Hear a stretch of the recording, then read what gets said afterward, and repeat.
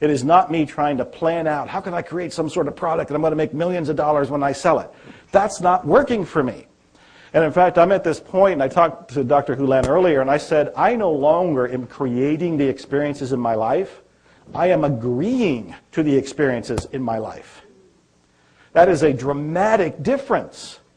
When I went on the Larry King show the first time, and some of you have heard this story, there were several people, Jack Canfield and James Ray and some other people that went on the show the same as me. And one of them slapped me on the back and said, man, I've been visualizing this moment for 6 years. And I said, oh, really? I've only been doing it for 2 weeks. And it was a playful little thing that I was doing with him, but the truth was I had never done it once.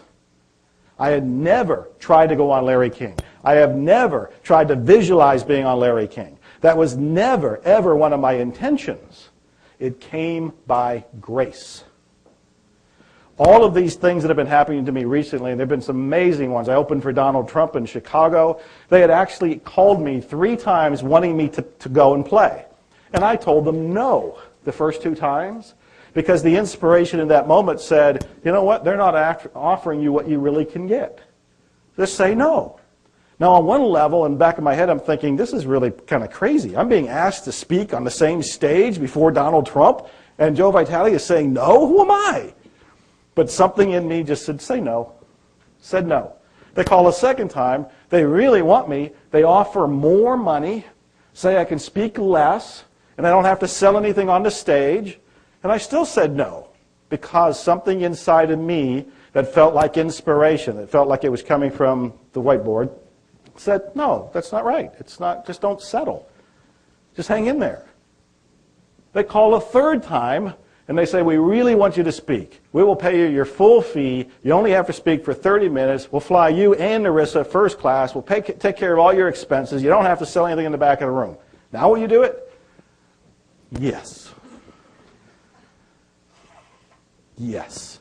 I have more and more of these experiences. Some of these stories I'll tell you over this weekend, where they're all coming from me constantly cleaning. Somebody had asked about what you're cleaning.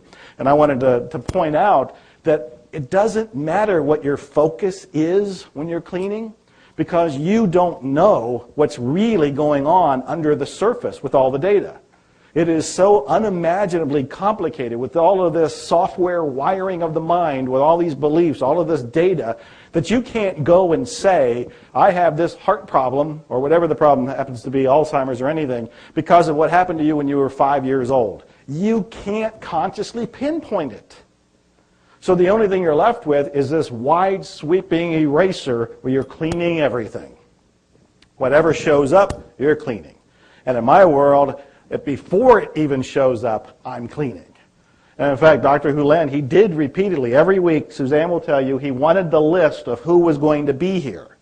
Because he was cleaning on that list, so when he got here in front of you, he would be as pure, as close to zero, as inspired as could be. He has done as much of his data cleaning as humanly possible in advance. So for me, the key message here is if you keep cleaning, you get closer and closer to the zero state, to the whiteboard. And as you get closer to the zero state, you're in a place where when divinity, zero, sends you an inspiration, you just go and do it. And there's no resistance to you to do it because that's been cleaned too. If there is a resistance, if you do have this urge to open a restaurant, to write a book, to go on a cruise, to do something in particular, and you delay doing it, it's because of some data. There's some data that's still just kind of floating through you, and you want to erase it. So for me, it's non-stop cleaning. I have occasionally somebody will write me and say, how often do I clean a day? Do I just do the I love you, I'm sorry, please forgive me, thank you in the morning, and I'm done? And again, it's all up to you. For me, it doesn't ever end. And I also tell people, why would you want it to? If you're saying I love you in your head 24 hours a day, 7 days a week, every month, why would you want that to end?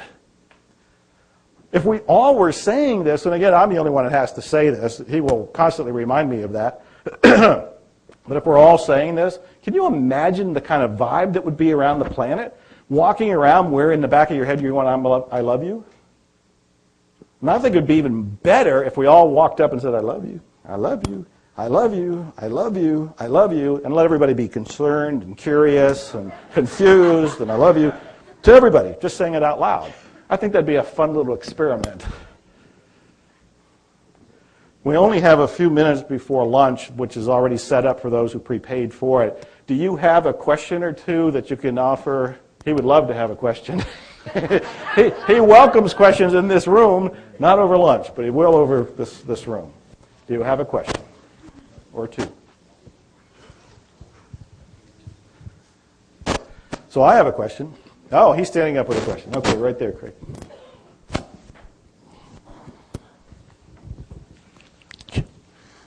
Why did it make me angry being in this room in the last session?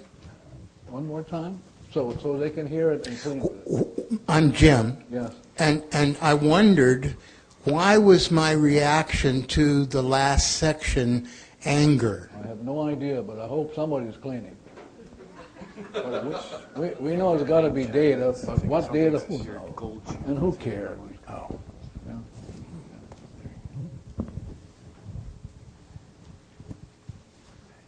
Oh, please release me, let me go.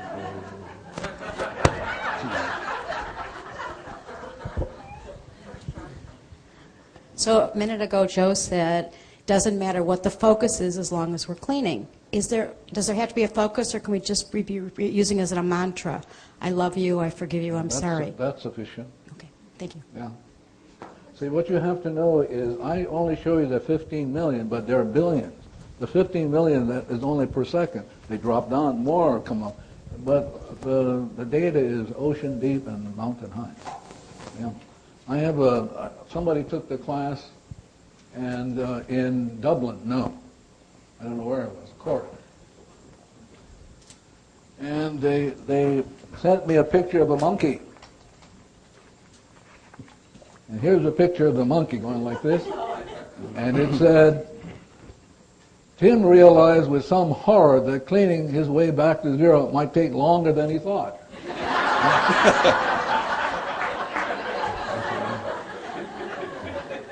One more question, because I'm really hungry. Right here. Yes. I wanted to answer his question, Sure. if I may. I had the good fortune of attending the first Zero Limits seminar at Lake Travis earlier this year, and I sat next to you at the first seminar. The guy stood up and said, "Why am I so angry?" So I don't know the answer, but I'd be glad to talk to you after the session if you'd like to talk about it. Yeah. Talk to him. Anybody? We got 2 minutes. Yeah. You ever notice the same people ask questions? Yeah. So please don't feel insulted. I'm just saying that, you know? Yeah. I would like to know why other hospitals aren't trying this out. I mean, that's Because such they're like you. They are? Yeah. Okay. Well, I would try it. I know, but they're like you. Not me. I would do it. I wouldn't try it. I would just do it. Okay. See, right now at Hawaii State Hospital today, they have a lawsuit because now social workers and people like that are being beaten up on by patients. That's what happens when you don't take 100% responsibility. They'll beat up on you. That's what happens with women. They get beaten up on because they don't take 100% responsibility. I was giving a talk years ago to a group of women who are therapists. And I heard as I was cleaning, they're not going to invite you back again. I heard it even before I showed up. So it came around, and finally a question was asked. And the same question asked in Japan. I just got back from Japan. And the question is, how come women don't get more presidency of corporate America? Well, because they're not 100% responsible.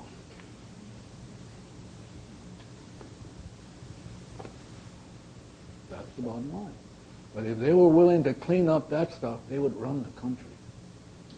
But they're too pissed off. Too pissed off.